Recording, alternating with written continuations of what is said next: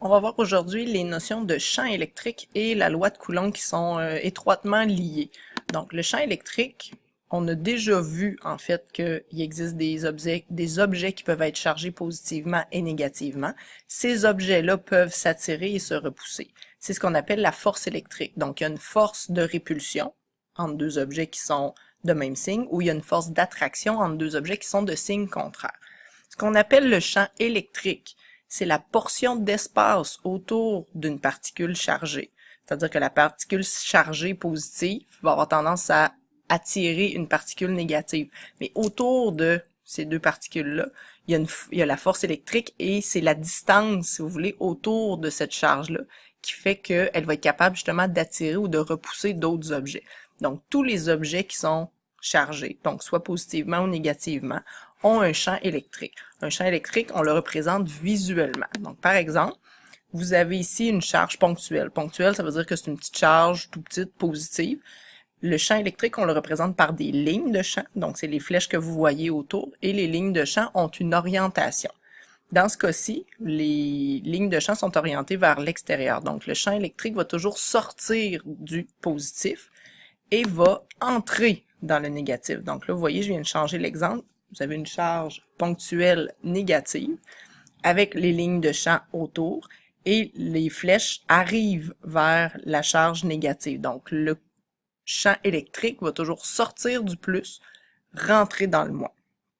Plus les objets sont fortement chargés, plus les lignes de champ vont être rapprochées. Donc, vous voyez au centre, entre la particule rouge et la particule bleue, les lignes sont plus collées entre elles. Donc, plus le champ est fort, plus on rapproche les lignes de champ. Et plus on s'éloigne des particules chargées, plus les lignes de champ vont être espacées.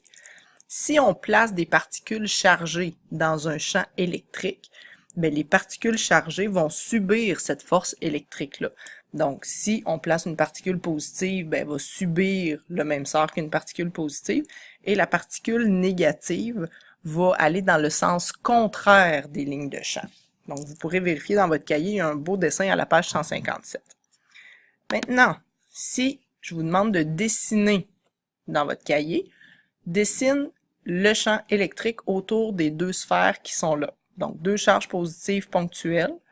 Donc, mets ton vidéo sur pause, dessine ton champ électrique et remets ton vidéo en marche pour voir la réponse. Donc, n'oublie pas que deux charges positives, ça se repousse. Donc, on voit ici clairement les lignes de champ en rouge, deux charges positives. Il y a vraiment une ligne dans le centre qui fait une séparation entre les deux. Donc, ça se repousse, donc il faut que les lignes de champ montrent qu'il y ait une force de répulsion. Ça va? Maintenant, les champs électriques permettent pas de quantifier, de mettre un chiffre sur la force entre deux objets. On va dire, il y a une force d'attraction, il y a une force de répulsion, oui, mais qu'est-ce qui nous permet de la calculer, cette force-là? Mais il existe une formule qui a été inventée, qui a été trouvée par un monsieur qui s'appelait Coulomb, et la force électrique entre deux objets se calcule avec la belle formule qui est là. Donc, K, qui est la constante de Coulomb, qui est 9 fois 10 exposant 9 newtons par mètre carré divisé par des coulombs carrés. Bon, les unités, c'est pas si important, on s'en reparlera. Donc, la force électrique, c'est K multiplié par Q1, Q2. Q1, Q2 étant les charges des deux objets en coulombs, donc des paquets d'électrons ou des paquets de protons, divisé par la distance qui sépare ces deux charges-là. Donc, par exemple, vous avez Q1 et Q2. Q1 et Q2 sont toujours en coulombs. Donc, c'est des valeurs en coulombs. Par exemple, 2 coulombs pour Q1, 2 coulombs pour Q2. Ici, on voit clairement que c'est une force de répulsion entre Q1 et Q2, les deux charges bleues, parce qu'elles se repoussent. Tandis que entre Q1 et Q2 ici, en rouge, c'est une force d'attraction. Donc, selon la distance entre les deux charges, ça va nous donner une force différente. Par exemple, quelle est la force électrique de deux corps chargés positivement? Donc, ça veut dire que ça va être une force de répulsion. Un qui a une charge de 5 fois 10 à la moins 8 coulombs et l'autre qui a une charge de 8 fois 10 exposant moins 7 placée à 2 cm de distance. Donc, le K, c'est une constante, ça ne varie jamais. Q1, Q2, on vous les donne. Et le R, la distance, il faut absolument qu'elle soit en mètres. Donc 2 cm, on l'a transformé en mètres.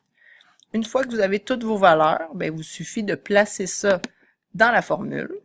Donc vous écrivez votre formule, K, Q1, Q2 divisé par R2, et vous remplacez avec les chiffres. 9 fois 10 à la 9, fois 5 fois 10 à la moins 8, fois 8 fois 10 à la moins 7, divisé par le R qu'on doit mettre au carré, pour une force de 0,9 Newton. Donc, c'est ce qui conclut la vidéo. On va faire des exemples en classe ensemble demain. Merci!